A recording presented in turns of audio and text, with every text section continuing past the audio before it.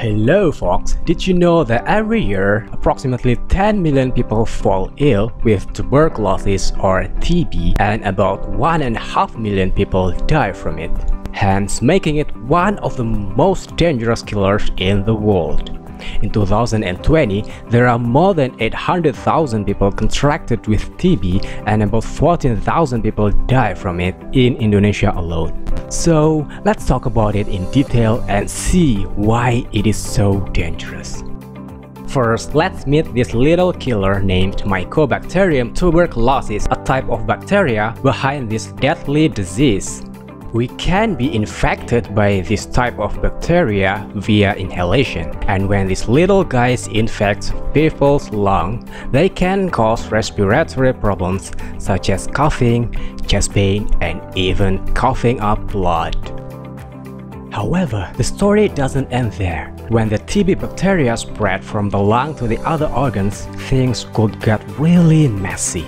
This phenomenon is called extrapulmonary tuberculosis, or EPTB for short. Here's another bad news.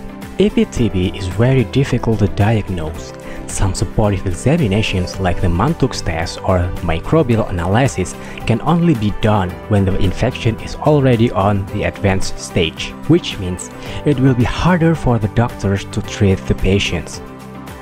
Well, the good news is, now there is a potential technique to conquer this problem, which involves the use of a pharmaceutical compound. But what is a pharmaceutical compound, you ask? Well, don't worry folks, I will tell you. With this technique, a doctor injects a certain substance bonded with a radioactive element to the patient. The substance will then interact with the targeted receptor, while the radioactive element will allow the doctor to observe it by medical imaging. Researchers from the Center for Radioisotope and Radiopharmaceutical Technology, or CRRT, National Nuclear Energy Agency, have developed ethambutol kit pharmaceuticals. An ethambutol molecule bonded with a radionuclide technetium-99m will specifically interact with the cell wall of the TB bacterium when the substance is injected to the patient. And then the technetium-99m, which radiates gamma ray, will allow the doctor to trace where the substance is going by using gamma camera. Pretty cool, right? And here's another good news. The use of this radiopharmaceutical kit has been approved by the National Agency of Drug and Food Control of Indonesia, or the Indonesian FDA, and CRRT will collaborate with Kimia Pharma for the distribution of the kit.